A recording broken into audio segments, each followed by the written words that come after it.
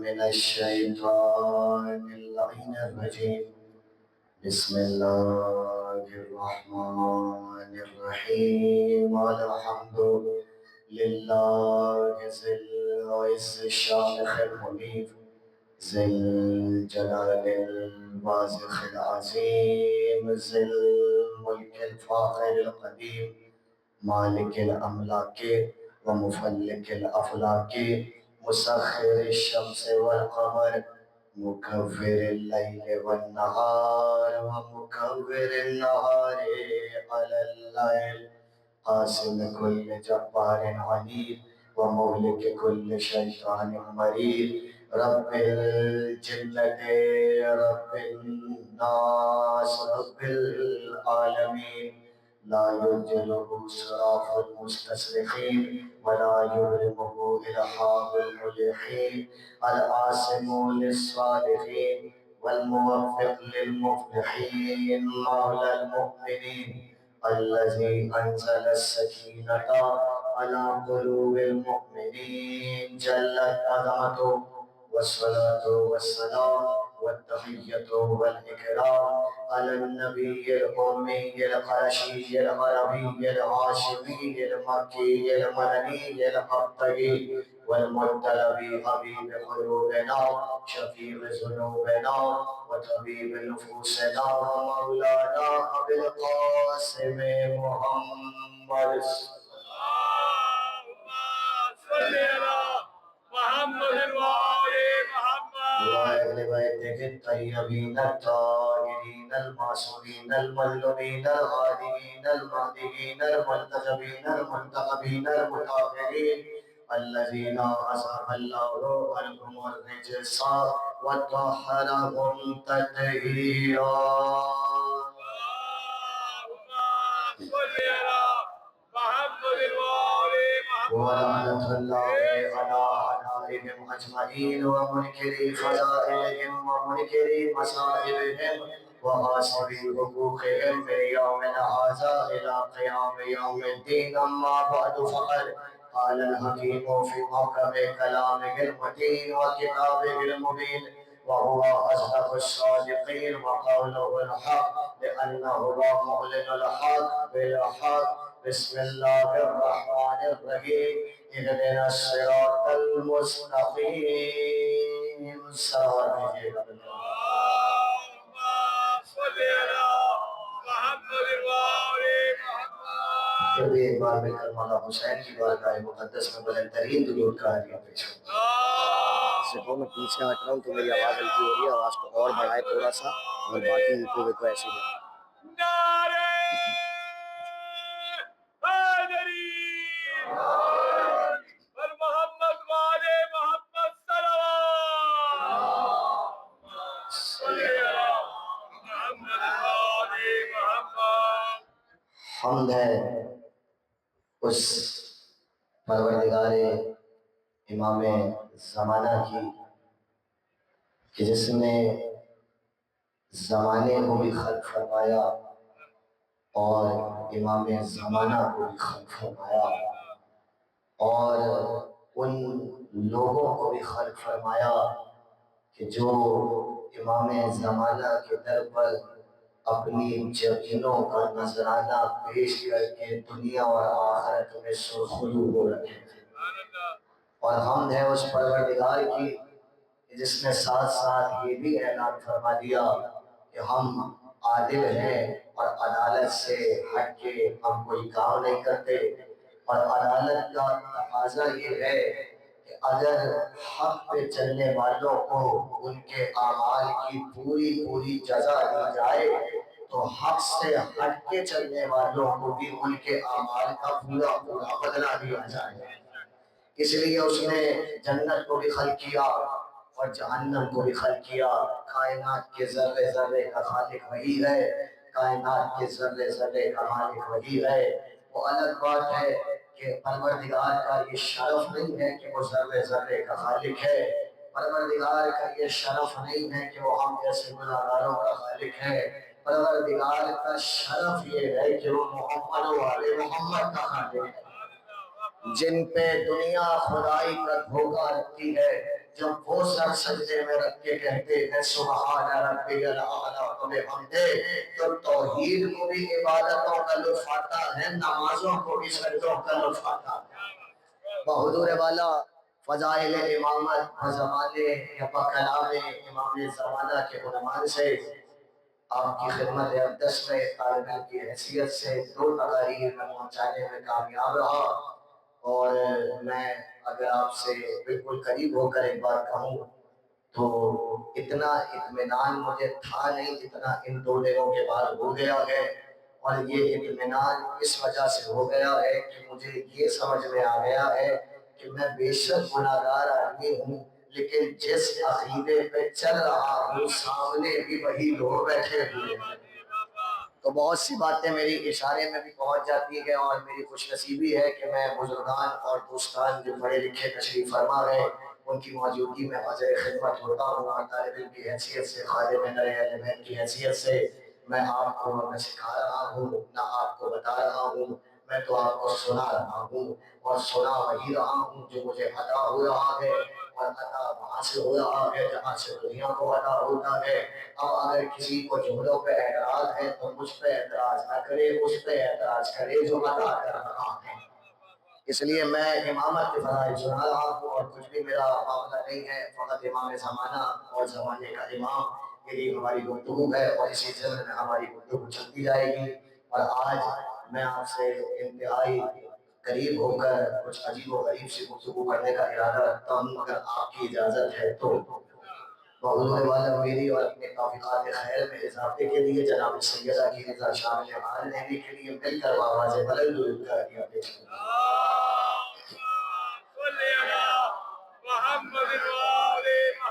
بات یہ ہے بات یہ ہے کہ یہ کائنات خالق کائنات نے بنائی تو ہے، مگر کس لیے بنائی ہے؟ نہ اسے عبادتوں کی ضرورت، نہ اسے عابدوں کی ضرورت، نہ اسے نمازوں کی ضرورت، نہ اسے نمازیوں کی ضرورت۔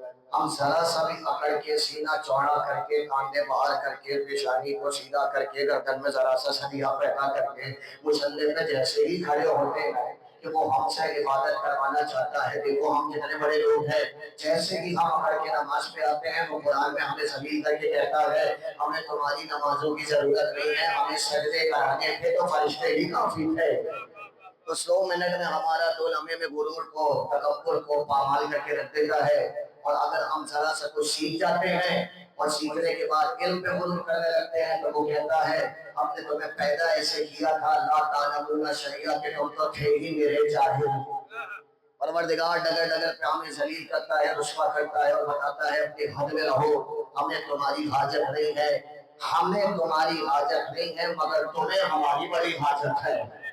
اب تم اپنی حاجت کو ہم سے جوڑے رکھنا تاکہ تم دنیا اور آخرت میں کامیاب ہو جاؤ۔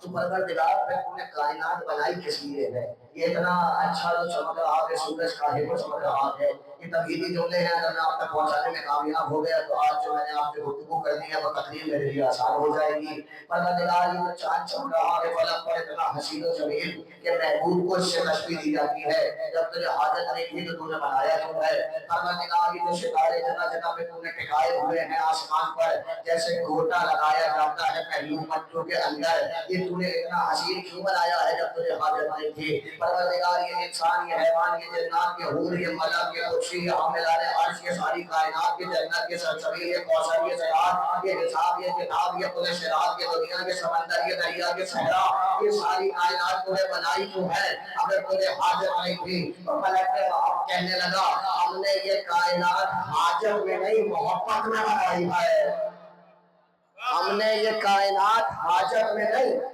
محبت میں بنائی ہے۔ ہم نے کہا پروردگار تو بھی کسی سے محبت کرتا ہے، کہا ہم بھی محبت کرتے ہیں، تمہیں ہی محبت کرنے کا حق ہے نہ پروردگار تو خالق محبت ہے، قادر سے محبت کرتا ہے، لیکن ہمیں بھی تو ذرا تعارف کرا دے کہ تو کس سے محبت کر رہا ہے۔ تو تم کیا کرو گے ہمارے محبوب کو جان کر؟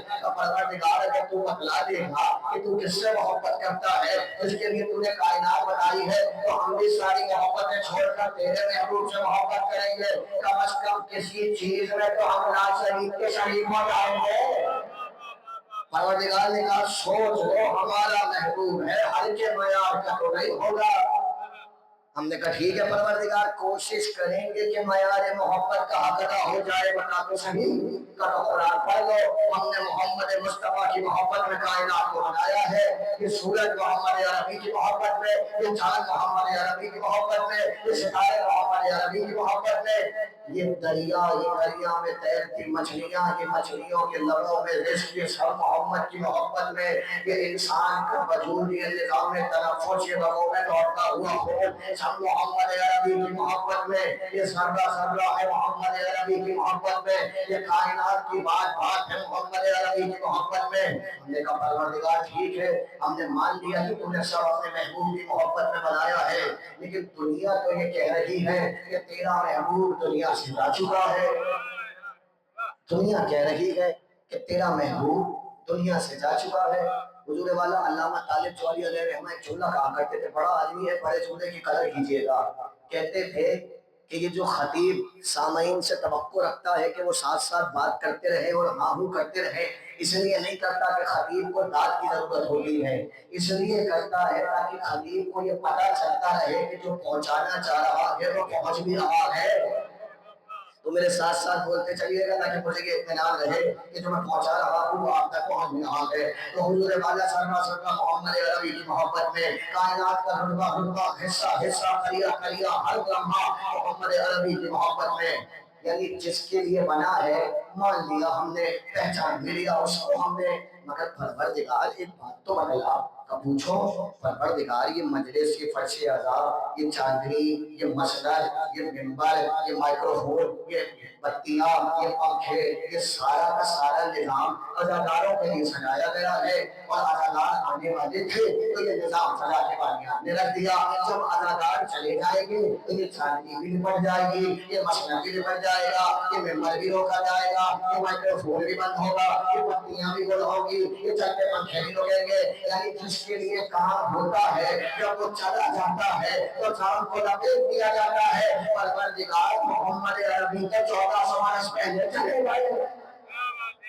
اگر محمد کے لیے تو نے سارا نظام دیا تھا تو محمد عربی تو بظاہر دنیا سے 1400 برس پہلے چلے گئے، تو میں نپٹا دے گا یہ سارا سامان، لپیٹنا آسمان کی بسیں، لپیٹنا زمین کی بسا، یہ بجھا دے سورج، یہ بجھا دے چاند، یہ گرا دے ستارے، یہ خوش کر دے سمندر، یہ اڑا دے سارے کے سارے ذرات، کہ جس محمد کی محبت میں تھا وہ تو چلا گیا۔ تو پروردگار نے کہا تم پوری بات کہاں سمجھے، ہم نے صرف یہ تھوڑی کہا تھا، ہم نے یہ بھی تو کہا تھا انی ما خلقت السماء مبنیۃ ولا الارض مدحیۃ ولا قمرا منیرا ولا شمسا منیرا ولا فلکا یدور ولا بحرا یجری ولا فلکا یسری الا بمحبت هؤلاء خمسة الذین هم تحت الکساء۔ ہم نے محمد کی محبت میں نہیں 14 کی محبت میں بنایا ہے۔ برائے خشوع یہ چاہتا ہے معصومین علیہ السلام آواز بلند نعرہ سلام صلی اللہ محمد وآلِ محمد۔ لیکن پروردگار علی بھی چلے گئے، حسن بھی چلے گئے، حسین بھی چلے گئے الی آخر، اور دنیا ہم سے یہ کہہ رہی ہے کہ کوئی نہیں ہے، اور ہم انہیں سمجھا رہے ہیں ڈھونڈو تو ملے گا، ہے تو ضرور۔ تو دلیل کیا دیں؟ کہ یہی دلیل جو تم ہمیں دے رہے تھے وہ ان کو دے دینا، کہ جس کی محبت میں کام ہوتا ہے جب وہ چلا جاتا ہے تو نظام نپٹ جاتا ہے۔ نظام کا باقی رہنا بتا رہا ہے کہ زمانہ ہے تو امام زمانہ بھی ہے۔ نظام کا باقی رہنا بتا رہا ہے کہ زمانہ ہے۔ میں نے ابھی آپ کو علامہ طالب دوری کا جملہ سنایا، پھر بھی کچھ دوست میرا بالکل ساتھ نہیں دے رہے ہیں، ساتھ دیتے ہوئے چلیے گا تاکہ لطف مجھے بھی آتا رہے، لطف آپ کو بھی آتا رہے۔ مل کر ضرور دیکھیے گا مولا کی بات۔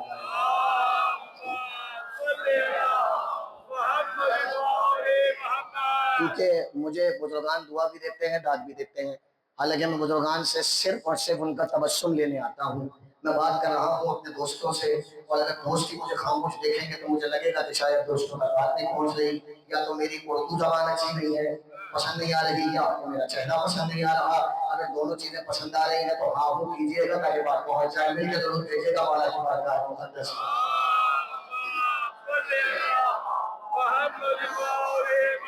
حضور والا امام زمانہ آج بھی موجود ہے، بس فضائل امامت بزوال امام زمانہ بہت توجہ رکھیے گا۔ میں نے وعدہ کیا ہے آج کہ میں آج عجیب و غریب بات کروں گا، اور واقعاً ایسی بات کروں گا جو ممبر پہ نہیں ہو پاتی ہے۔ میں اس لیے بار بار اپنے دوستوں سے کہہ رہا ہوں کہ مجھے اپنی موجودگی کا احساس دلائیے گا، اس لیے کہ میں انتہائی مشکل وادی سے نکل کے آج ایک جگہ جا رہا ہوں، اور اگر میں اس مشکل وادی میں اکیلا رہ گیا تو میں بھی پھنس جاؤں گا، آپ بھی پھنس جائیں گے، اس لیے میرے ساتھ چلیے گا۔ بزرگوں سے ہاتھ جوڑ کے کہہ رہا ہوں، ابھی مجھے جواب نہیں دیجیے گا، نوجوان دوستوں سے پوچھ رہا ہوں، اجازت ہے پڑھوں؟ پڑھوں؟ بس اب ایسے ہی جواب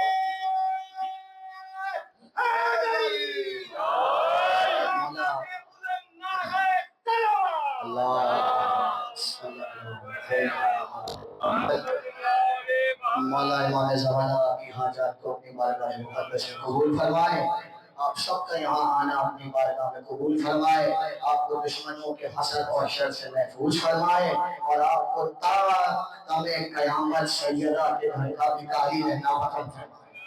بحضور والا اس دعا کے ساتھ آج سنیے،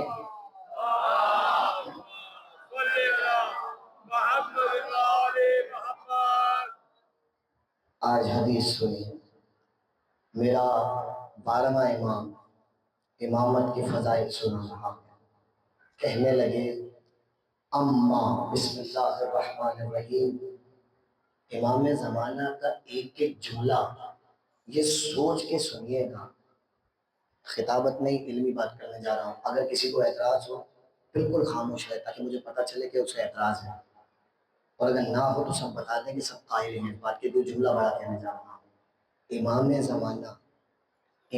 زمانہ کا ایک ایک جملہ اتنا ہی معیار رکھتا ہے جتنا قرآن کی آیتیں معیار رکھتی ہیں۔ بالکل حقیقت ہے، اس میں کوئی مبالغہ نہیں ہے، کوئی شاعری نہیں کر رہا میں۔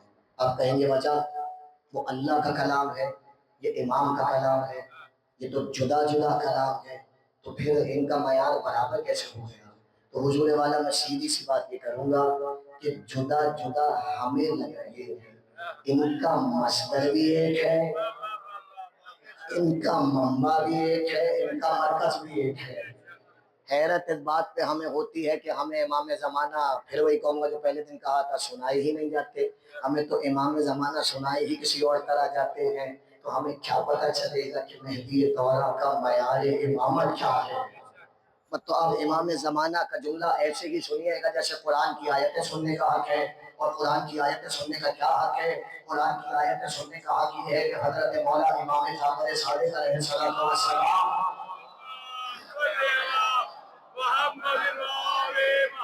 نہ رکیے میں آپ کو ایک واقعہ سناؤں میں، کیونکہ میں چاہتا ہوں کہ بالکل قریب ہو جاؤں میں۔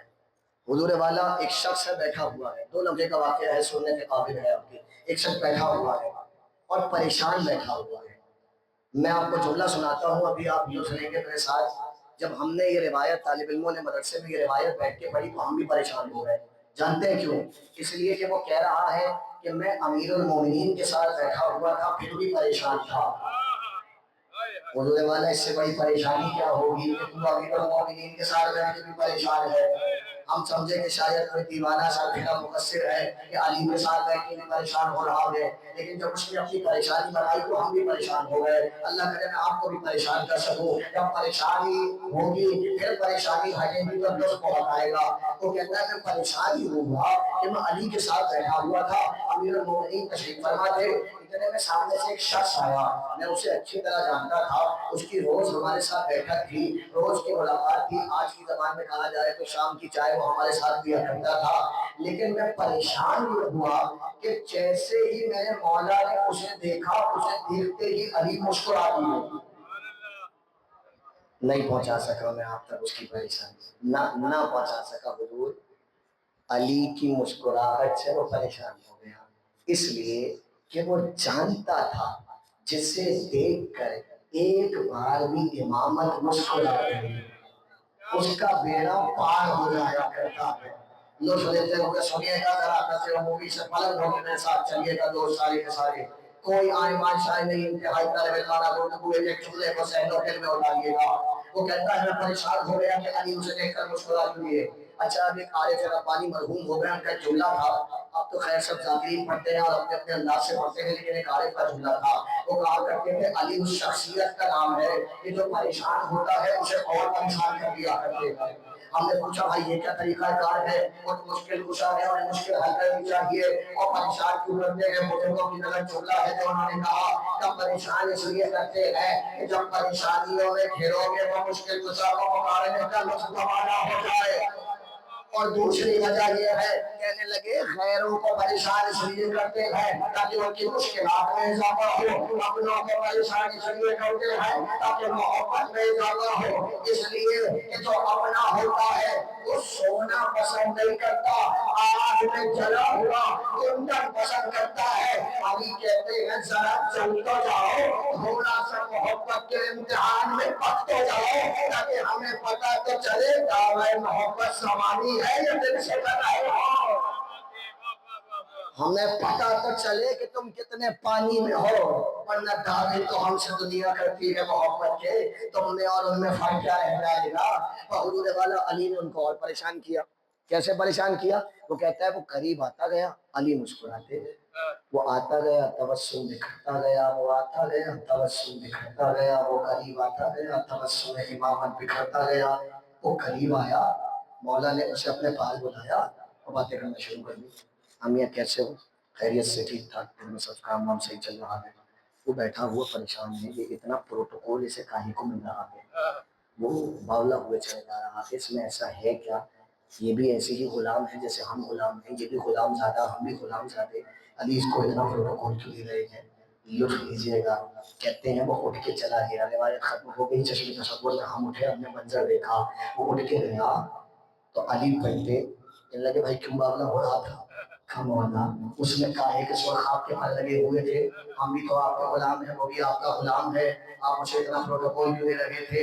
اگر یہ جملہ میرے دوستوں تک پہنچ گیا تو خدا کی قسم کھا کے کہہ رہا ہوں بہت لطف لیں گے۔ ایک بار علی نے اسے دیکھا اور دیکھ کر کہنے لگے کچھ بھی نہیں، وہ ہمارے خدا کی کتاب کی ایک آیت کی تفسیر جاننے والا تھا۔ اللہ اکبر، اللہ اکبر، علم و معرفت کی قدر کیا کیجیے۔ علی کہہ رہے ہیں وہ ہماری خدا کی کتاب کی ایک آیت کی تفسیر جاننے والا تھا۔ سر اٹھا کے فخر سے سنیے گا، جو ایک آیت کی تفسیر جانے اس کا مقام اتنا بلند ہے کہ امامت اسے دیکھ کے مسکراتی ہے، سجود میں سجدے کر کر کے مر جائیں شہزادی زینب کبریٰ کے دروازے پر تو بھی کم ہے، ایسا پیسے آزادی کے چلی گئی ہے جہاں پڑھانے قرآن جاتا ہے سمجھانے قرآن۔ خدا جانے امام زمانہ کی نظر میں شیعوں کا مقام کیا ہے۔ مگر اب ہلکا سا ایک جملہ کہوں، ان شیعوں کا جو قرآن سے اہل بیت کو مانتے ہیں قیاسات سے نہیں، اور جب قرآن سے اہل بیت کو مانا جائے گا تو پھر اہل بیت کو ہی اہل بیت مانا جائے گا، کسی اور کو ان کے مقام کے برابر نہیں لایا جائے گا۔ کوئی ان کے جیسا نہ تھا، نہ ہے، نہ ہو سکتا ہے، اور اگر کوئی کسی کو ان کے جیسا لا کے کھڑا کر دے تو اس سے زیادہ بدتمیز دنیا میں اور کوئی نہیں ہے۔ یہ سیدھی سی بات ہے حضور والا، سیدھی سی بات ہے۔ کیوں لا کے کھڑا کیا گیا یہ بھی سن لیجئے۔ میں بھی آپ ہی کے شہر کا ہوں اور بزرگ میری تائید کریں گے جو مجھے جانتے ہیں کہ میں باہر سے نہیں آیا، فرش اعلیٰ سے اٹھ کے منبر پہ آیا ہوں۔ تو میں نے بھی وہ بچپن کا اپنے دور دیکھا ہے کہ جب مجلسیں ہوا کرتی تھی، اور آپ کا بھی دور دیکھا ہے، زمین آسمان کا فسانہ بدل کے رہ گیا ہے۔ پہلے منبر فضائل اہل بیت کے لیے تھا، اب کس لیے ہے وہ میں نہیں بولوں، وہ کس لیے ہے وہ آپ مجھ سے بہتر جانتے ہیں۔ فلانے کا ذکر، فلانے کا ذکر، فلانے کا ذکر، کبھی کسی شہر کا ذکر، کبھی کسی ملک کا ذکر، کبھی اس کے سربراہ کا ذکر، گھر میں جا کے کرو یہ ممبر اہل بیت ہے، تمہارے باپ دادا کی جگہ میں کہا ہے یہ ممبر اہل بیت ہے۔ اور یہ کیوں ہوا؟ یہ کیوں ہوا؟ یہ یوں ہوا کہ میں نے اور آپ نے کہنا بند کر دیا۔ ہم کیا کریں، ہم تو مجبور ہیں، وہ آ کے ہمیں سنائے گا ہم سن لیں گے، مجبور نہیں ہے حضور والا۔ جملہ سخت ہے مگر مجھے معاف کیجیے گا، طالب علمی کی ذمہ داری سمجھ کے کہہ رہا ہوں۔ اگر جناب سیدہ پڑھنے والے سے سوال کریں گی تو سننے والوں سے بھی سوال کریں گی۔ سب کی ذمہ داری ہے کہ اگر ممبر سے فضائل اہل بیت کے سوا دوسروں کے ممبر سے جو ہو رہا ہے ہونے دیجیے، اپنے ممبروں کو تو سنبھالیے۔ نہیں سنبھالیں گے تو نتیجہ کیا ہوگا؟ ایک بات میں نے کل کی تھی، ایک بات میں آج کر رہا ہوں۔ نتیجہ یہ ہوگا کہ کل کی آنے والی نسل کو یہ معلوم ہی نہیں ہوگا کہ عالم اور ہوتا ہے، باب علم اور ہوا کرتا ہے۔ علی اور ہے، اور باقی جتنے بھی علی کے نام والے ہیں وہ اور ہیں۔ برابر برابر کوئی نہیں ہے، نہ وقت کا نہ وقت کے بارے میں۔ میں اس سے زیادہ میں اور کچھ نہیں کہہ سکتا حضور والا۔ تو میں نے بات کرنی ہے امام زمانہ کے فضائل پر۔ میں چلا کہاں سے تھا؟ میں چلا یہاں سے تھا، امام کے ایک جملے کی تاثیر و قدر وہی ہے جو قرآن کی ایک آیت کی ہے، اور قرآن کی ایک آیت کا مرتبہ آپ نے سن لیا۔ اب امام زمانہ کا جملہ سنیے گا، کہنے لگے بسم اللہ الرحمن الرحیم، اما وجہ الانتفاع بی فی غیبت کل انتفاع بالشمس اذا غیبتها عن الابصار۔ بس یہ توجہ رکھیے، ترجمہ کرتا ہوں۔ کہنے لگے مجھ سے لوگوں کو میری غیبت میں ایسے ہی فائدہ پہنچے گا جیسے زمین والوں کو سورج سے اس وقت فائدہ پہنچتا ہے جب سورج نگاہوں سے اوجھل ہو جاتا ہے۔ امام کہہ رہے ہیں، امام قدر کیجئے گا جملے کی، مجھے گھورتے رہیے گا اسی طریقے سے۔ امام کہہ رہے ہیں، امام حضور دوستوں سے کہہ رہا ہوں ابھی ادھر ادھر نہیں دیکھیے گا، اگر مجلس میں آئے گا تو مجھے دیکھیے گا، ایک بار بھی ادھر سے ادھر ہو گئی تو سارا معاملہ خراب ہو جائے گا، بہت توجہ رکھیے گا۔ امام نے کہا میری غیبت میں میرے چاہنے والوں کو ایسے ہی فائدہ پہنچے گا جیسے سورج سے پہنچتا ہے جب سورج نگاہوں سے اوجھل ہو جاتا ہے۔ میں مثال دوں گا کسی چیز سے، اپنے معیار کے مطابق دوں گا، آپ مثال دیں اپنے معیار کے مطابق دیں گے۔ امام مثال دے تو توحید کے معیار کے مطابق دے گا۔ امام کسی اور چیز سے بھی مثال دے سکتے تھے حضور والا، امام نے سورج سے مثال کیوں دی؟ بہت توجہ رکھیے۔ حضرت مولا امام علی رضا علیہ السلام،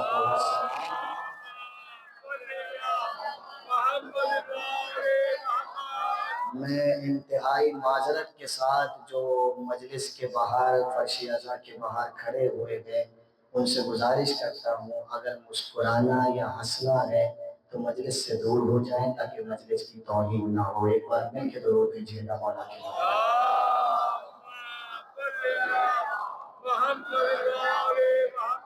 بس حضور والا کیوں سورج سے مثال دی؟ اس لیے کہ مجھے دیکھیے گا امام رضا نے یہ جملہ کہا جب کسی نے پوچھا نا مولا، سوال دیکھیے گا، سوالی ہی تو قربان چلے گا، کہنے لگا مولا آپ کا آپ کے خدا سے رشتہ کیا ہے؟ آپ کا آپ کے خدا سے رشتہ کیا ہے؟ کیا عجیب و غریب سوال ہے۔ آپ کا آپ کے خدا سے رشتہ کیا ہے، تعلق کیا ہے؟ جواب سنیں گے۔ کہنے لگے پڑھے لکھے لوگ ہیں، کہنے لگے جو رشتہ سورج کی شعاعوں کا سورج سے ہے۔ میرے ساتھ رہیے گا، پڑھے لکھے لوگ ہیں بہت دور تک پہنچیں گے میرے ساتھ۔ جو رشتہ سورج کی شعاعوں کا سورج کے ساتھ ہے وہ امامت کا خدا کے ساتھ ہے۔ کیا مطلب ہے بات کا؟ مجھے دیکھیے گا کیا مطلب ہے۔ حضور سورج نکلا، سورج نکلا، صبح جتنے بجے بھی سورج نکلا جس نے دیکھا ہوا ہے اس نے دیکھا ہوا ہے، اور جس نے نہیں دیکھا وہ آج ہی صبح دیکھ لے اگر یقین نہ آئے۔ ادھر سورج نکلتا ہے، 2 سے 4 لمحے گزرتے ہیں، فوراً شعائیں پڑنا شروع ہو جاتی ہیں، مگر فوراً پڑتی ہے لیکن درمیان میں تھوڑا سا فاصلہ رہتا ہے تاکہ یہ لوگوں کو معلوم رہے کہ شعا الگ ہے سورج الگ ہے۔ یا علی مولانا آہستہ آہستہ آگے بڑھوں گا، اس لیے تھوڑا سا وقت لگتا مگر سورج کرتا کیا ہے کہ جناب والا اگر کچھ گھنٹوں کے لیے سورج کو ہٹا دیا جائے، مٹا دیا جائے، ختم کر دیا جائے تو کیا ہوگا؟ نہ آکسیجن رہے گی، نہ سانس لے سکیں گے، نہ انسان رہے گا، نہ باغوں میں پھول کھلیں گے، نہ سمندر میں کوریالی رہے گی، نہ صحراؤں میں روانی رہے گی، کچھ نہیں رہے گا اگر سورج نہ رہے۔ یعنی کائنات کے ذرے ذرے کی زندگی کا انحصار سورج پہ ہے، شعاؤں پہ نہیں، سورج پہ ہے۔ مگر کیا کبھی کسی ذرے کے پاس براہ راست سورج آیا؟ خیر میرے ساتھ چلیے، کیا کبھی کسی ذرے کے پاس براہ راست سورج آیا؟ آ نہیں سکتا، اس لیے کہ اگر سورج ذرا سا بھی نیچے ہوا جو انسان ان سے سانس لے رہے ہیں انہی انسانوں کی اس کی وجہ سے سانس لے جائے گی اور سارا نظام جل کے ختم ہو جائے گا، راکھ ہو جائے گا۔ اگر سورج ذرا سا بھی نیچے آ گیا تو راکھ ہو جائے گا۔ یہ جو آپ نے روایت سن رکھی ہے نا کہ قیامت والے دن سوا نیزے پہ سورج ہوگا، سورج قریب نہیں آ جائے گا، وہ اپنی جگہ پہ رہے گا۔ پھر ہوگا کیا؟ ہوگا یہ کہ سورج اور زمین کے درمیان جو اللہ نے کچھ چیزیں رکھی ہوئی ہیں کہ جو اس کو سورج سے براہ راست ملنے سے روکے، ان میں سے کچھ چیزیں ہٹا دے گا۔ جب ہٹا دے گا تو معصوم کہتے ہیں جتنے بھی لوگ ہوں گے سب جل کے پگھلنے لگیں گے۔ راوی کہتا ہے میں کانپنے لگا، میں نے کہا مولا یہ کیسا قیامت کا منظر ہوگا؟ ایک بار مسکرا کے اسے دیکھا، ضائع نہ کیجیے گا، مسکرا کے اسے دیکھا اور دیکھ کر کہنے لگے میں نے لوگوں کی بات کی ہے تیری نہیں، تو لوگوں میں شامل نہیں ہے، تو نہ گھبرا، تو نہ گھبرا۔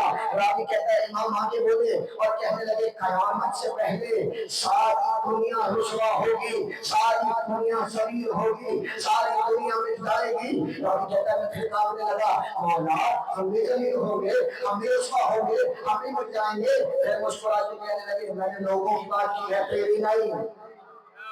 اگر اللہ تجھے ذلیل کر دے تو ہمارے ہونے کا فائدہ کیا ہے؟ ہماری وجہ سے نہ ذلت آئے گی نہ رسوائی آئے گی۔ قدر کیا کیجئے اہل بیت کے سر پہ شعبے کے سجدے کیا کیجئے۔ کہاں سے اٹھا کے مولا نے کہاں پہنچا دیا؟ تو کیا کہا کہ سورج سے وہی وہ اللہ سے وہی رشتہ ہے جو سورج کا سورج کی شعاؤں سے۔ بہت توجہ رکھیے گا، ساری کائنات کی زندگی کی سانسوں سانسوں کا انحصار سورج پہ ہے، مگر سورج نہیں آ رہا، شعائیں سورج کا کام کر رہی ہیں، شعائیں سورج کا کام کر رہی ہے۔ شعاع سورج نہیں ہے، کام سورج کا کر رہی ہے۔ کبھی سورج سے کہیے گا، سورج صاحب جن کو تکلیف ہوتی ہے چھوٹی چھوٹی باتوں پر، وہ کھڑے ہو صحرا میں 12 بجے اور سورج سے کہیں سورج صاحب آپ کا کام آپ کی شعاع کر رہی ہے، یہ شرک نہیں ہو رہا؟ لوگ پاگل کہیں گے، دیوانہ کہیں گے، وہ کہیں گے بھائی جب ہو گیا بتلا دیا کہ شعاع الگ ہے سورج الگ ہے تو شرک کیسے ہوگا؟ شرک تو وہاں ہوگا جہاں دونوں کو ایک کھیل دیا جائے۔ یہی تو امام نے کہا ہمارا خدا سے تعلق ایسے ہے جیسے سورج کی شعاع کا سورج سے ہے، خدا سورج ہے ہم شعاع ہیں، کام سورج کا ہے کرتا شعاع ہے، کام سورج کا ہے کرتا شعاع ہے۔ سورج کا کام ہے زندگی دینا، دیتی شعاع ہے۔ سورج کا کام ہے صحرا میں روانی لانا، دیتا شعاع ہے۔ سورج کا کام ہے دریا میں طغیانی پیدا کرنا، کرتی شعاع ہے۔ سورج کا کام ہے حیات کو ساتھ دینا، کرتی شعاع ہے۔ تو بس اللہ کا کام ہے زندگی دینا۔ کیا چاہ رہے ہیں آپ؟ میں ہر جملہ کھول کے نہیں کہہ سکوں میرا ساتھ دیجیے گا. اللہ کا کام ہے زندگی دینا اور سہولت ہے. اب اگر شعا کسی کو زندگی دے گئے تو اعتراض نہیں ہونا چاہیے. ارے کیسا اعتراض؟ ایک ٹھوکر مار کے کہتے تھے پڑا کیوں رکھا ہو. جو کام سورج کا ہے وہ شعاع کر رہی ہے. سورج کا کام ہے موت دینا. جعلی مردہ لا کے رکھ دیا گیا تو 3 بار پوچھا جنازہ پڑھا دو. جب پڑھا دیا تو ایسا پڑھا رہے کہ کل کا مرا پھر زندہ نہ ہو سکا. یہ سورج کا کام تھا جو شعاع کر رہی تھی. سورج کا کام تھا اولاد دینا. سورج کا کام تھا اولاد دینا. لڑتے رہیے آپ لڑتے رہیے. لڑ کے مر جائیں گے ان عورتوں سے وہ آپ کو نہیں سنیں گی جو روز آتی ہے. اور اگر اولاد نہ ہو تو اگر خانے کا جھولا جھولا کے چلی جاتی ہے ان کو معلوم ہے کام ہو جائے گا. آپ لڑتے رہیے ان سے وہ اپنا کام نکلوا لیں گی. اگلے برس وہی بیوی آپ کے جھولے پہ منت چڑھا رہی ہوگی. ہم شرکی کا دان کرتے رہیں گے وہاں اولاد ہوتی رہے گی. سورج کا کام ہے زندگی دینا شعاع دے گی. سورج کا کام ہے موت دینا شعاع دے گی. ہر کے رونے نہیں رہے. سورج کا کام ہے اولاد دینا شعاع دے گی. سورج کا کام ہے جنت دینا. سورج کا کام ہے جہنم دینا. مگر منبر پہ بیٹھ کے علی نے کہا جب قیامت آئے گی میں صراط کے آخری کنارے پہ کھڑا ہوگا اور جنت جہنم کے درمیان میں کھڑا ہوگا. سوچ رہا رہے گا جہنم سے کہوں گا یہ تیرا ہے جنت سے کہوں گا یہ میرا ہے.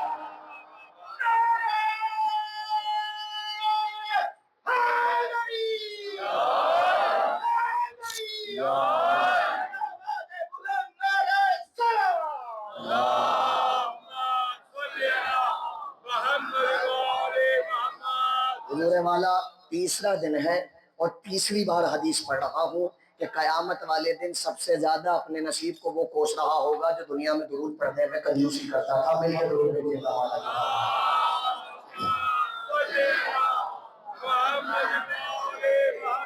سورج کا کام شعاع کر دے گی. اب ایک اور خطرناک جملہ کہنے کی اجازت دیجیے گا. جب سورج کا کام شعاع کر رہی ہے میں اپنے کام کس سے لوں؟ سورج سے کہ شعاع سے؟ وٹامن ڈی چاہیے. ہاں سورج پہ جا کے بیٹھے ہو نہ بھائی شعاع میں آ کے بیٹھو. اور امیر المومنین کہہ رہے ہیں پشت کر کے بیٹھو سورج کی طرح تاکہ وہ کی شعائیں تمہارے اعصاب پر آئیں تمہارے ذہن میں ڈائریکٹ داخل نہ ہو جائیں. طریقہ بھی بتایا امیر المومنین نے. ہر چیز کا طریقہ بتایا. شعاع سے کام لوں گا سورج سے نہیں کہہ سکتا نا. کیوں؟ اللہ کرے میرا جملہ پہنچ جائے. کیوں؟ کہ سورج کے پاس گئے تو جل کے ختم ہو جاؤ گے. کہ اچھا ہاں ایسا ہی ہے. کہ اچھا وہ آپ نے کہا ہے کہ دن میں 5 مرتبہ ایک کام کرنا ہے. کہ کیا؟ کہ نماز. کس کی؟ خدا کی.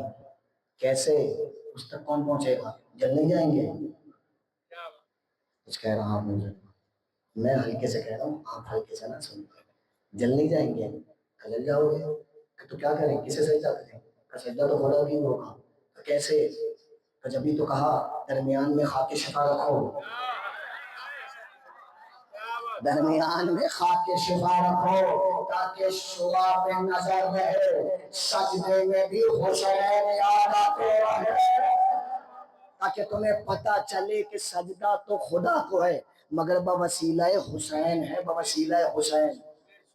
اچھا میں اب ایک جملہ ارادہ نہیں تھا مگر آ رہا ہے زبان پہ تو میرا دل چاہ رہا ہے میں کہہ دوں. اور خطرناک جملہ اس لیے مزیدار بات یہ خود نہیں کہہ رہا.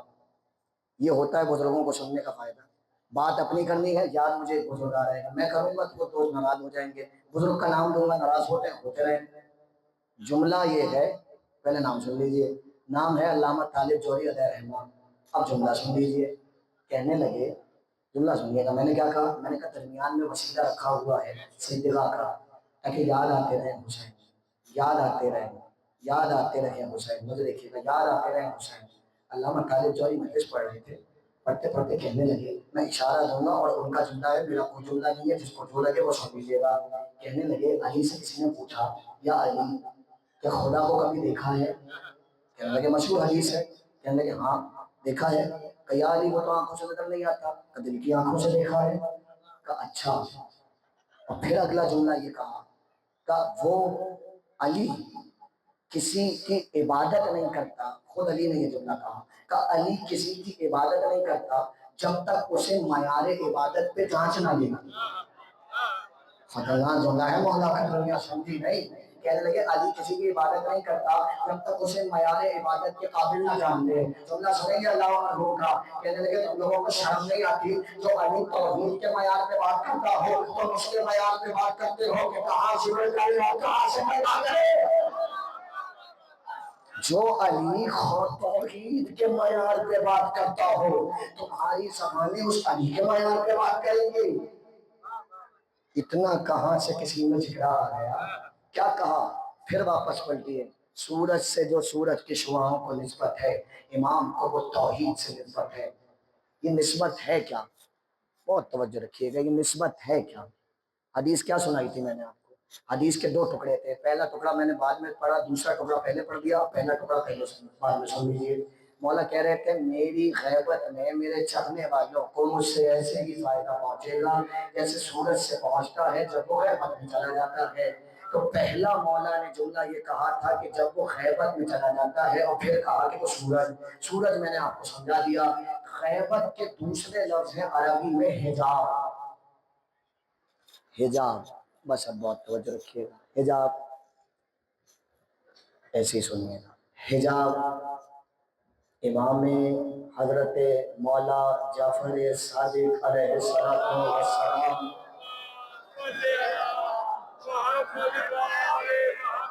پوچھا گیا مولا امام کسے کہا جاتا ہے؟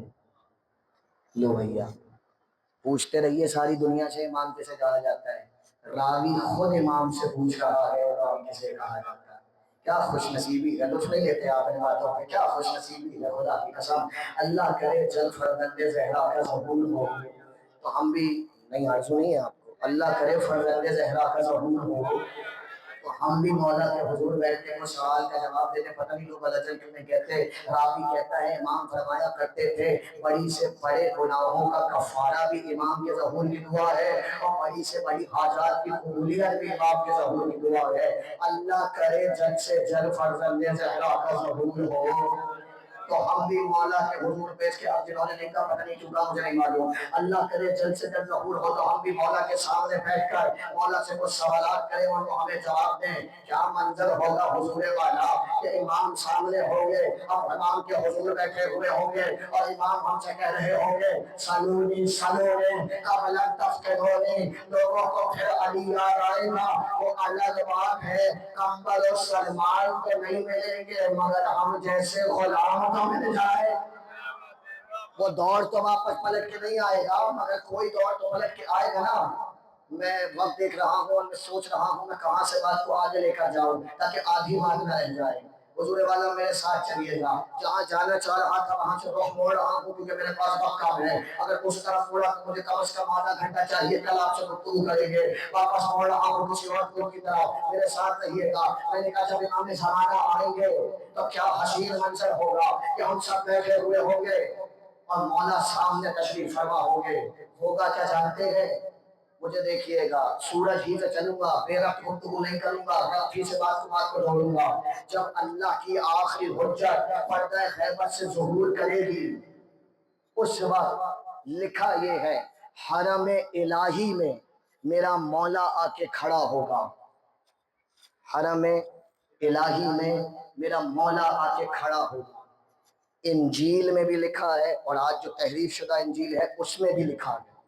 قرآن میں بھی لکھا ہے, احادیث میں بھی لکھا ہے, اہل سنت برادران کے پاس بھی لکھا ہے, ہمارے پاس بھی لکھا ہے. سب متفق ہیں اس پہ. حتیٰ کہ توریت کا ایک نسخہ ملتا ہے اس میں بھی کہیں نہ کہیں اشارت کی بات لکھی ہوئی ہے. کیا بات لکھی یہ ہے کہ جب اللہ کی آخری حجت حرم الہی میں ظہور کرے گی خانہ کعبہ میں کھڑے ہوں گے.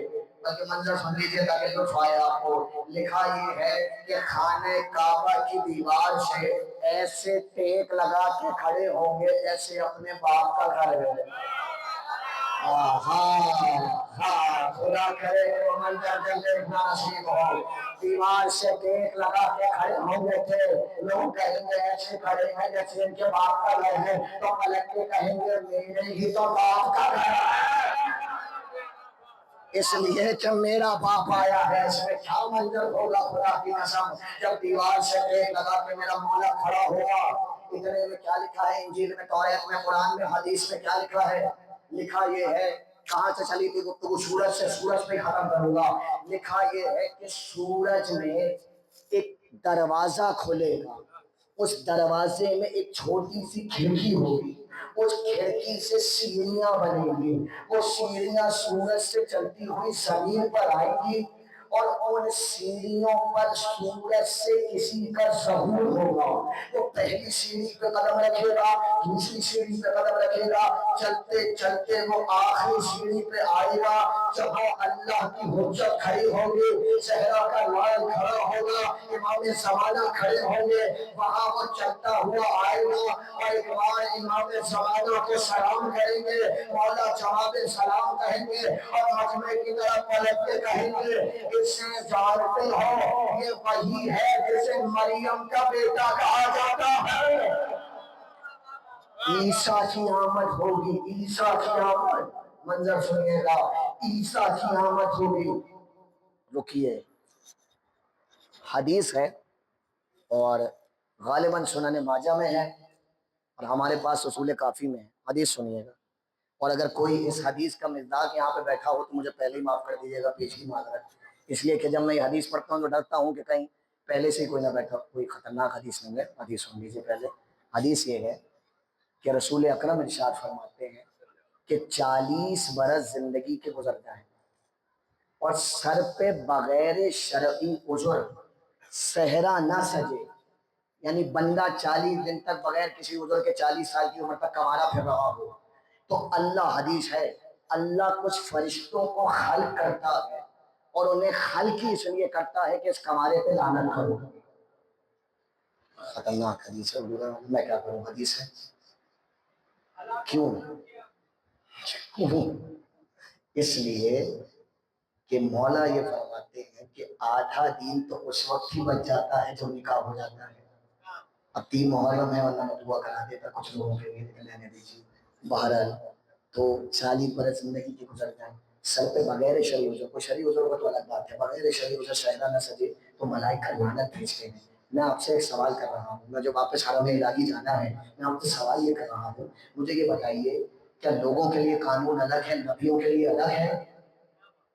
بھائی نبوی تو نمونہ عمل ہوتا ہے, تو نبیوں کے لیے یہی قانون ہونا چاہیے. کہیں نہیں ملے گا آپ کو کہ عیسیٰ کی شادی ہو گئی ہے. کب سے غائب ہے, کب سے؟ پیغمبر کو آئے ہوئے 1400 سال گزر گئے, اور کم سے کم جو آخری تعداد لکھی گئی ہے 500 یا 400 برس پہلے رسول اکرم سے حضرت عیسیٰ آئے تھے. کتنے پرانے, 1900 برس ہو گئے رسول اللہ کو, اب تک کب آئے ہیں؟ کیوں؟ کا بات یہ ہے کہ اصول کسی کے لیے نہیں بدلتا, لیکن جملہ نہ ضائع جانے دیجیے گا, لیکن اگر کوئی خاص بات پہنچانی ہو تو کبھی کبھار اصول بدل لیا جاتا ہے. عیسیٰ کو اس لیے مجرد و قوارا رکھا ہوا ہے کہ کچھ خاص پہنچانا ہے. کہ وہ خاص کیا ہے؟ کہ وہ خاص یہ ہے کہ لکھا ہے جب حرم الہی میں حضرت عیسیٰ کا ظہور ہوگا تو امام زمانہ کہیں گے کیسے ہیں آپ, حال احوال پوچھیں گے, اور جب حال احوال مکمل ہو جائے گا تو کہیں گے آئیے نماز پڑھائیے, تو عیسیٰ یہ کہہ کے پیچھے ہٹیں گے زہرا کے لال کے ہوتے ہوئے مریم کا لال نماز نہیں پڑھا سکتا. پھر مجھے علامہ طالب جوہری یاد آ گیا, جملہ کہہ دوں, آگے تو آگے, میں کیا کروں, آ رہے ہیں یاد تو. وہ کہا کرتے تھے, اب کیونکہ خطرناک جملے انہی کے یاد آ جائے تو زیادہ بہتر ہے, وہ کہا کرتے تھے جب 12ویں محمد کو نبی نماز نہیں پڑھا سکتا تو پہلے محمد کو بھی عرب کا پختونخوا نماز پڑھا. حضور والا عیسیٰ کہیں گے آپ پڑھائیے, آپ پڑھائیے, آپ پڑھائیے. حق بھی یہ ہے کہ بزرگوں کے جملوں میں آپ اتنا خوش ہو, اگر مجھے قریب کا بھی جملہ سن لیجیے, آپ پڑھائیے, مہدی نماز پڑھائیں گے، نماز کے بعد عیسیٰ کی طرف پلٹیں گے، عیسیٰ کیا ارادہ ہے، کل نکالیے تلوار اور خدا کے دشمنوں سے انتقام لیجیے۔ مولا کہیں گے ٹھہرو عیسیٰ، اتنا مقابلے کیوں ہو رہے ہیں آپ، ذرا دو لمحے رکیے۔ امام کو کہیں گے کیا چاہتے ہیں، امام ملک کو کہیں گے عیسیٰ انسان مکمل نہیں ہوتا جب تک سر پہ صحرا نہ سجے، اللہ چاہتا ہے پہلے حرم الہی میں تمہارا ولیمہ کیا جائے، ہم سب کو بلایا جائے گا، اللہ کرے بلایا جائے تو ہم منظر دیکھیں کہ مریم کا بیٹا دولہا بنے گا، صحرا کا بیٹا صحرا سجائے گا، مریم کے بیٹے کا نکاح ہوگا، ایک ہم نکاح کا وقت آئے گا۔ آخری جملہ پدائل کے باپ کا، اس سے بڑا جملہ میرے پاس نہیں ہے، تقریر ختم ہو گئی۔ آخری آدمی کا خوف سے سنیے گا، ادھر عیسیٰ کے سر پہ صحرا سجے گا، حرم الہی کو اللہ کے نبی مقدس کے دولہا کا مقام بنایا جائے گا۔ مجھے نہیں معلوم، مجھے روایت میں نہیں ملا دلہن کون ہوگی، جو بھی ہوگی نبی کے معیار کے برابر ہوگی، امام جانے عیسیٰ جانے، مگر صحرا سجے گا۔ جب صحرا سجے گا میری آنکھوں میں آنکھ ڈالیے گا، جب صحرا سجے گا تو بڑے بڑے آگے بڑھیں گے، لکھا ہے کوئی امام زمانہ کے بازو سے لپٹ جائے گا، کوئی ابا سے لپٹ جائے گا، کوئی پہلو سے لپٹ جائے گا۔ کیا ہوا بھائی، کیوں پریشان کر رہے ہو؟ کہ مولا دنیا میں بڑے بڑے لوگوں کے نکاح پر آئے، مزہ نہیں آیا، آج اجازت دے دیجیے تو عیسیٰ کا نکاح ہم بڑھا دیں۔ اتنے میں امام زمانہ انہیں دیکھیں گے اور دیکھ کر کہیں گے کیا چاہتے ہو، ساری محنت برباد ہو جائے، اتنے برسوں سے جو عیسیٰ کو کوارا رکھا تھا وہ رکھا ہی اس لیے کے لیے تھا، تم کیا چاہتے ہو سر ضائع ہو جائے؟ کا مولا کیا مطلب، کا پیچھے ہٹو، عیسیٰ معصومہ ماں کا معصوم بیٹا ہے، اور معصوم کا نکاح سوائے معصوم کے اور کوئی نہیں پڑھا سکتا۔ ہم پڑھائیں گے عیسیٰ کا نکاح، اس دن پتہ چلے گا علی کے باپ کی عظمت ثابت کرنے کے لیے اللہ نے ایک نبی کو کوارا رکھا ہے۔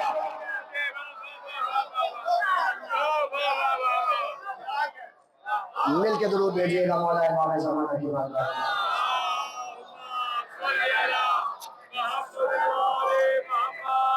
عیسیٰ کا نکاح مہدی پڑھائیں گے، محمد کا نکاح ابو طالب نے پڑھایا۔ تم کفر و ایمان پہ بات کرتے ہو، جہنم میں جاؤ، ہم عصمت ابو طالب کی بات کرتے ہیں۔ معصوم ہے، معصوم ہو جائے گا نکاح، ہو جائے گا ولیمہ، پھر عیسیٰ کہیں گے اب تلوار نکالیں، ہم کہیں گے رک جاؤ رک جاؤ۔ اتنے میں پیچھے سے ایک چمنے غفیر ٹوٹے گا، کتاب کے جملے ہیں، اتنا بڑا رش آئے گا کہ عیسیٰ 2 قدم سنبھل کے پیچھے ہٹیں گے، امام زمانہ کاندھے پہ ہاتھ رکھ کے کہیں گے گھبرائیے نہیں، جو نبوت کو اطمینان دے اسے امام کہا جاتا ہے۔ کہاں بیٹھے ہیں یار، امام ہاتھ رکھ کے کہیں گے گھبرائیے نہیں، عیسیٰ کو قرار آئے گا، دیکھیں کتنا بڑا آ رہا ہے، تلوار نکالنے نہیں دے رہے، آنے تو دو، دیکھیں تو کون ہے، وہ جانتے ہیں کون ہے، لشکر آئے گا، وہ لشکر ہوگا عیسائیوں کا، جو شریف عیسائی دنیا سے گزر گئے، جنہوں نے بے شک غلط مذہب پہ عمل کیا مگر اپنے مذہب کی پابندی کی، کسی گناہ میں نہیں پڑے، شراب نہیں پی، زنا نہیں کیا، بدکاریاں نہیں کی، وہ سارے عیسائی دوبارہ اٹھائے جائیں گے، اللہ انہیں موقع دے گا کہ عیسیٰ یہ آپ کے ہاتھ پہ بیعت کرنے آ رہے ہیں۔ اب سمجھ میں آیا قرآن میں یہودیوں پہ تو لعنت ہے، عیسائیوں پہ کیوں نہیں ہے؟ حالانکہ مزے کی بات یہ ہے لعنت آئی عیسائیوں کے لیے ہی تھی، لیکن سمجھدار لوگ تھے تو مباہلے میں ہٹ گئے تھے، اور جب ہٹ گئے تھے تو اللہ نے انعام یہ دیا کہ دوبارہ اٹھائے گا، اور وہ سب حضرت عیسیٰ کے ہاتھ پہ بیعت کریں گے، عیسیٰ اپنا ہاتھ امام زمانہ کے ہاتھ پہ رکھیں گے، لشکر انتقام خون حسین ابن علی تبدیل ہو جائے گا، اور یہ سارا لشکر تلواریں نکالے گا۔ حضور آخری وقت میں آپ نے مائک کو چھیڑ دیا ہے اور میں پریشان ہو رہا ہوں، یہ لشکر تلوار نکالے گا اور یہ سارا کا سارا لشکر چلتے چلتے مسجد کوفہ کی جانب آئے گا۔ کیوں آئے گا مسجد کوفہ کی جانب؟ اس لیے کہ پہلے کا دارالخلافہ بھی مسجد کوفہ تھا، آخری بھی اپنا دارالخلافہ مسجد کوفہ بنائے گا۔ لکھا ہے اتنا رش ہوگا کہ چونٹی بھی نہیں گزر سکے گی، مگر جیسے ہی امام آئیں گے مجمع ایسے چھٹے گا جیسے بادل کو چیر کر شعائیں پڑ جاتی ہیں۔ راستہ بنے گا درمیان میں، امام سیدھے سیدھے جا رہے ہوں گے۔ جن کی آرزو ہے نا اس رش میں ہم بھی کھڑے ہوں، وہ دل میں یہ آرزو رکھ کے منظر آخری سن لیجئے۔ امام آہستہ آہستہ باوقار امامت کے قدموں سے چلتے چلتے ٹہرتے ٹہرتے مسجد کوفہ کے ممبر تک آئیں گے۔ حسرت سے ممبر کوفہ کو دیکھیں گے، نہ جانے کون کون سے منظر نگاہوں میں پھریں گے۔ پہلے قدم کو سیڑھی پہ رکھیں گے، دوسرے قدم کو دوسری سیڑھی پہ رکھیں گے، تیسرے قدم کو تیسری سیڑھی پہ رکھیں گے۔ یہ جو اوپر کا حصہ ہے نا ممبروں کا، یہ خطیب اس لیے نہیں بیٹھتے کہ یہ امام زمانہ کا مقام ہے۔ آ کے بیٹھیں گے امام زمانہ۔ نہیں میں جملہ مجھ سے رک نہیں رہا ہے تو میں کہہ دیتا ہوں، خطبہ کو بہت سے علماء سے زیادہ تمیز ہے کہ وہ امام زمانہ کے بیٹھنے پہ مقام پہ بیٹھنے کے شوقین نہیں ہیں۔ یہاں پہ بیٹھیں گے امام زمانہ، مجمع پہ نگاہ ڈالیں گے سرسری، کتاب کا جملہ ہے، ایسے ہی خاموشی ہوگی جیسے خاموشی سے آپ سن رہے تھے۔ وقار امامت ہمتن گوش سب صحرا کے لال کو دیکھ رہے ہوں گے خاموش۔ اتنے میں میرا مولا سر سے امامہ اتارے گا اور سینے پہ ہاتھ مار کے کہے گا ہائے حسین۔ اللہ اکبر۔ روئے گا میرا مولا، سب سے پہلی مجلس کرے گا، بعد میں کچھ کہے گا۔ حق تو یہ تھا کہ آپ سب کی آنکھوں میں اسی منظر پہ آنسو آ جاتے اور مجھے آگے کچھ کہنے کی ضرورت نہ پڑتی۔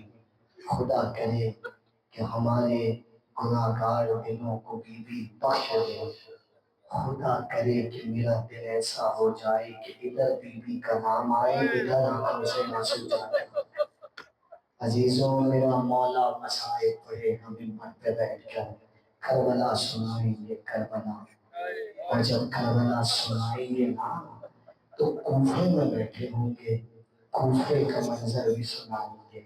جب کوفے کا منظر سنائیں گے تو یقیناً کوئی غریب سفیر بھی آ رہا ہے۔ جب وہ غریب سفیر یاد آئے گا تو اس غریب سفیر کے غریب شہزادے بھی بہت یاد آئے۔ میرا مولا مسلم کے شہزادوں کے مسائل پڑھے گا، کیا منظر ہوگا پروردگار، تجھے فاطمہ زہرا کی چادر کا واسطہ ہے، جو رو رہے ہیں ان کو یہ منظر دکھانا نصیب کرے۔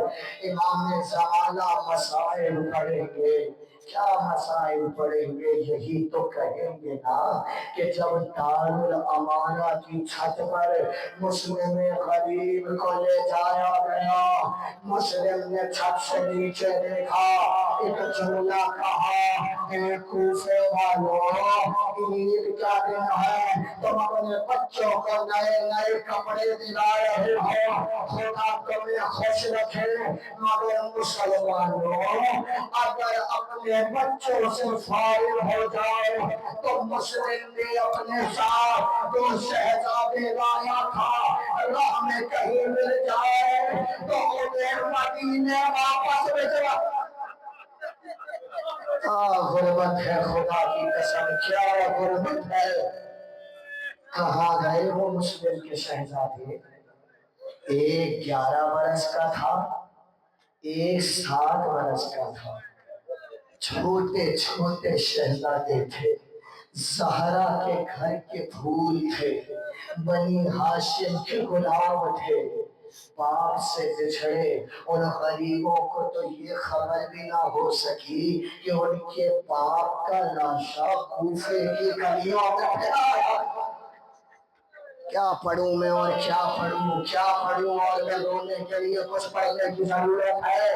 رونے کے دل ہے رونے میں نہ شرمائے میرے نوجوان دوست اپنی آوازوں کو بلند کرنے میں نہ شرمائے خدا جانے کس کے پہلو میں وہ بیٹھا ہوا ہو جو 40 برس کا اپنے باپ کو خوب روتا اجرکم اللہ مسرور ہے وہ جملے سنتے چلے مسلم کے بچے در بدر تھے مسلم کے بچے قید کیا گیا ان شہزادوں کو قید خانے میں لایا گیا قید خانہ ایسا قید خانہ تھا خدا کرے آپ سب کو جو مسلم کے شہزادوں کے نام پہ تڑپ رہے ہیں نا آپ سب کو مسیب کی زیارت نصیب ہو گیا تو میں بھی نہیں ہوں مگر میں نے زائرین سے یہ جملے سنے ہیں جب دور سے دو ننے ننے گنبد نظر آتے ہیں تو ایسا لگتا ہے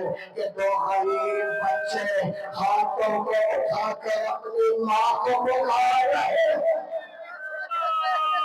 خدا کرے ہم سب اس روزے کو دیکھیں جہاں مسلم کے بچے سو رہے ہیں اور رونے والوں قید میں کیا گیا مسلم کے شہزادوں کو قید خانے کا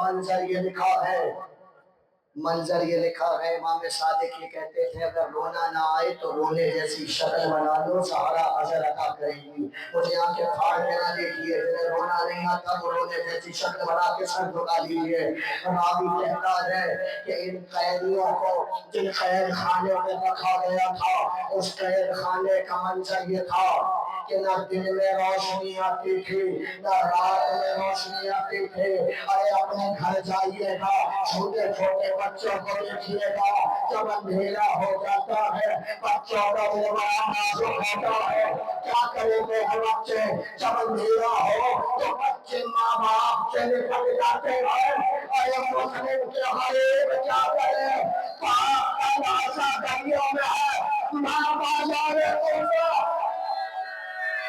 جائے تو کہاں جائے مسلم کے شہزادے بس دیوار سے لگ کے بیٹھ جاتے ہیں دن گزرتا ہے روتے ہیں رات گزرتی ہے روتے ہیں کتنے غریب ہو گئے زہرا کے بچے کتنے غریب ہو گئے نبی کے خاندان والے جس قید خانے میں ایک دن نہیں گزر سکتا تھا اس قید خانے میں ان شہزادوں نے 1 سال گزارا میرا پڑھنا آسان ہے آپ کا سننا آسان ہے خدا جانے امام زمانہ کے دل پہ کیا گزرتی ہو 1 برس تک مسلم کے ننے شہزادے اس قید خانے میں رہے پروردگار جتنے بھی عزادار یہاں بیٹھے ہیں ان سب کو امام زمانہ کی امان میں رکھنا بی بی سے ان کا گریہ قبول کر لینا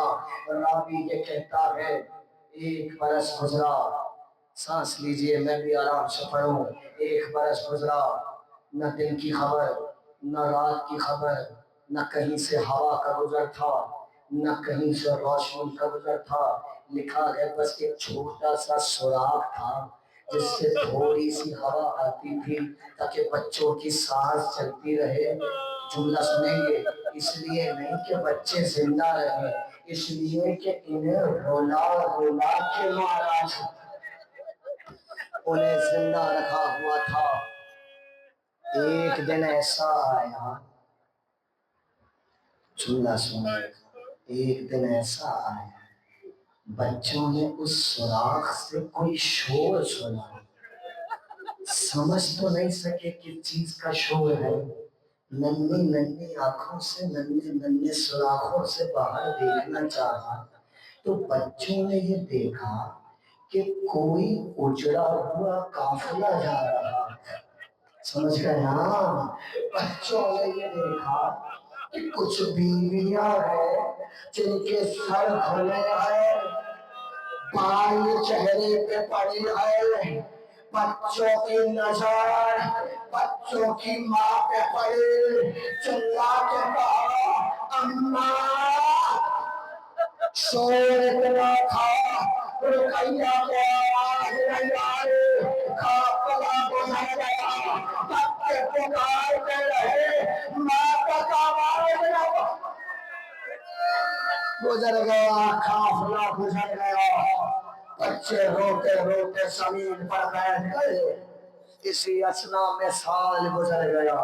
میں آپ کو بہت زحمت دے رہا ہوں مگر یہی رونے کی باتیں ہیں۔ خدا جانے اگلے برس کون بی بی کو عرصہ دے کون نہ دے، تو جملے ابھی بھی سنتے چلیے۔ سال گزرا کہ بچوں کو قید خانے میں، اس قید خانے میں بچے کو جو کھانا دینے کے لیے داروغہ آتا تھا، کیا لاتا تھا؟ گرم 2 روٹی کے نوالے اور گرم پانی کا پیالہ۔ ایک دن چھوٹا بھائی بڑے سے کہنے لگا، بھیا ابھی خواب میں بابا آئے تھے۔ کہاں میری جان، میرے خواب میں بھی آئے تھے۔ کہا بھیا بابا یہ کہہ رہے تھے ہم تمہیں لینے آئے۔ کہاں میری جان، مجھ سے بھی یہی کہہ رہے تھے۔ کہا بھیا کیا کہیں؟ کہا آج جب داروغہ آتا ہے تو اس سے بات کرتے ہیں شاید کوئی سبیل ہو جائے۔ داروغہ جو رات کو کھانا دینے آیا، بچوں نے ڈرتے ڈرتے سوال کیا، جملے بتائیں گے غربت اولاد زہرا۔ کہنے لگے اے داروغہ کیا تو اللہ کے نبی کو جانتا ہے؟ کہا ہاں میں مسلمان ہوں، میرے رسول ہے۔ بچوں نے کہا پھر تو ان کی بیٹی فاطمہ زہرا کو بھی کہا ہاں وہ میری سیدہ، میری بیوی، میری شہزادی ہے۔ بچوں نے کہا تو پھر ان کے قریب لال حسین کو بھی جانتا ہوگا۔ کہا وہ میرا مولا تھا۔ بچوں نے کہا پھر تو ان کے قریب سفیر مسلم سے بھی واقف ہوگا۔ کہا ہاں تو میرے مولا کا قریب سفیر تھا۔ بچوں نے رو کے کہا ہم اسی غریب سفیر کے شہزادے ہیں۔ قدموں میں گر گیا، کانپنے لگا، ہاتھوں کو جوڑا، شہزادوں مجھے معاف کرنا، مجھے معلوم نہیں تھا، جہاں جانا چاہتے ہو جاؤ، مگر ایک وعدہ کرو محشر میں سیدہ سے میری شکایت نہیں۔ بچوں کو زندان سے رہا کیا۔ تھک گیا رو رو کے مجھے معلوم ہے مگر 2 جملے سنتے چلیے۔ بچوں کو زندان سے رہا کیا۔ در بدر کوفے کی گلیوں میں بچے بھٹک رہے تھے۔ رات کا وقت تھا۔ بڑے بھائی نے چھوٹے سے کہا بھیا کوفے کی گلیاں ہیں، یہاں بھیڑیے بہت گھومتے ہیں، اللہ نہ کرے ہمیں کوئی جانور نقصان پہنچا دے، بھیا کوئی امان کی جگہ دیکھتے ہیں۔ ایک بار کہا کہاں جائیں؟ بھائی نے کہا بھائی سے بھیا وہ درخت نظر آ رہا ہے، اس درخت پہ امان لے لیتے ہیں۔ کیا پڑھ رہا ہوں میں، اولاد زہرا ہے یہ رونے والا، اولاد زہرا ہے یہ غربت ہے اولاد زہرا کی۔ دونوں درخت پہ چڑھ گئے۔ اس درخت کے نیچے ایک پانی کا چشمہ تھا۔ آپ سانس لیتے لیتے سنتے چلیے۔ اس درخت کے نیچے ایک پانی کا چشمہ تھا۔ ایک بی بی اس پانی سے روز اپنے گھر کا پانی بھرنے آتی تھی۔ آج کی رات جو وہ آئی اس نے دیکھا پانی میں 2 چاند عکس میں آ رہے ہیں۔ اس نے جو سر اٹھا کے دیکھا تو 2 پھول نظر آئے۔ گھبرا کے کہنے لگی بچوں تم کون ہو؟ بچوں نے کوئی جواب نہیں دیا۔ ایک جملہ کہا ہے بی بی نے، میرے ہاتھ جوڑے ہیں، مجھے معاف کر دیجئے گا لیکن یہ جملہ ایسے ہی لکھا گیا، مجھے نہیں معلوم 1 سال میں بچوں پہ کیا کیا مصیبت آئی، مجھے خدا کی قسم مجھے نہیں معلوم، لیکن بچوں کے ایک جملے نے بتا دیا کہ مسلم کے شہزادوں کے ساتھ کیا ہوا ہے۔ اگر سمجھ گئے تو بہت روئیں گے۔ ایک بار اس بیوی نے کہا بچوں نیچے آؤ، میرے ساتھ میرے گھر چلو۔ بچوں نے بیوی کو دیکھا اور کہنے لگے بی بی پہلے وعدہ کر تماچے تو لگائے۔ خدا جانے کیا ہوا، اترے بچے اترے، بیوی نے سینے لگایا، گھر لے کر آئی۔ وہ زہرا کی قمیص کا گھر تھا، کسی چاہنے والی کا گھر تھا۔ اس نے جو بچوں کو دیکھا بال صاف کیے، چہرے سے دھول صاف کی۔ 1 سال سے شہزادوں کے کسی نے بال نہیں سنوارے تھے، کسی نے کرتا نہیں بدلا تھا، کسی نے منہ نہیں بنایا تھا۔ جب بیوی نے بچوں کا خیال کیا، 1 سال سے ماں سے بچھڑے تھے نا، جب محبت ملی تو اس بیوی سے نپٹ گئے اور رو رو کے کہنے لگے اے بیوی، ہم قیامت میں نبی کی بیٹی سے تیری شفاعت کرا دیں گے، ہمیں ہماری ماں سے ملا دے۔ اس نے جو صحرا کا نام سنا، کہا تم کون ہو؟ کہا مسلم کے بچے، منہ کو بھیجنا شروع کیا۔ پروان کے بعد کتنے غریب ہو گئے مایا۔ بچوں کو بٹھایا، کمرے میں لے کر آئی، مسلے بچھائے، کھانا لے کر آئی، پانی لے کر آئی۔ بچوں کو بٹھا کر اطمینان سے کھانا کھلایا، اطمینان سے پانی پلایا۔ کہ بچوں سو جاؤ، صبح تمہارے لیے کچھ خیر کا انتظام کریں گے، اللہ کرے ہم تمہیں مدینے پہنچا سکے۔ یہ بیوی تو زہرا کی چاہنے والی تھی، مگر اس کا بیٹا ابن زیاد کا غلام تھا، جسے خبر مل چکی تھی کہ مسلم کے بچے زندان سے کہیں جا چکے ہیں۔ یہ تلاش کرتا پھر رہا تھا۔ یہ جو اپنے گھر آیا، اس نے دیکھا ماں ایک حجرے میں جاتی ہے، پھر باہر آتی ہے، پھر جاتی ہے، پھر باہر آتی ہے۔ اس نے کہا ماں یہ حجرے میں کون ہے؟ ماں نے بہت بات کو بدلنے کی کوشش کی، مگر یہ سمجھ گیا یہ حجرے میں آیا۔ اس نے پہلا کام تو یہ کیا، تلوار نکالی، اپنی ماں کا سر قلم کیا۔ جب وہ عورت مر رہی تھی تو کعبے کی طرف رخ کر کے کہتی ہوگی جناب سیدہ گواہ رہیے گا، آپ کی اولاد کی خاطر اپنی جان دے رہی ہو۔ رو رہے آپ، رو رہے غلط جملہ سنیں گے، مجھے دیکھ لیجیے گا خدا را، میں پڑھ نہیں سکوں گا، مجھے دیکھ لیجیے گا۔ بنی ہاشم کے شہزادوں میں ایک بات بہت مشہور تھی، بنی ہاشم کے بچے خوبصورت بہت ہوتے تھے، زلفیں دراز ہوتی تھی، بال کاندھوں تک آتے تھے۔ رونے والوں، اس نے مسلم کے شہزادوں کو اٹھایا نہیں، زلفوں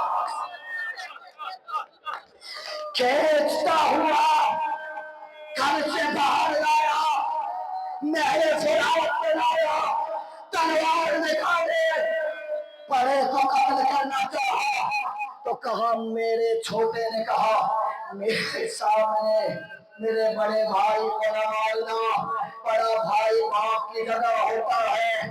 اس نے چھوٹے کو مارنا چاہا تو بڑے نے کہا ارے اولاد کی طرح پالا ہے، میرے سامنے میرے چھوٹے بھائی کو نہ مارنا۔ رونے والوں، امام زمانہ گھروں کو آباد رکھے، بیوی کے لیے قرآن کرے، ختم ہوئی مجلس، تلوار نکلی، دونوں کا سر قلم ہوا۔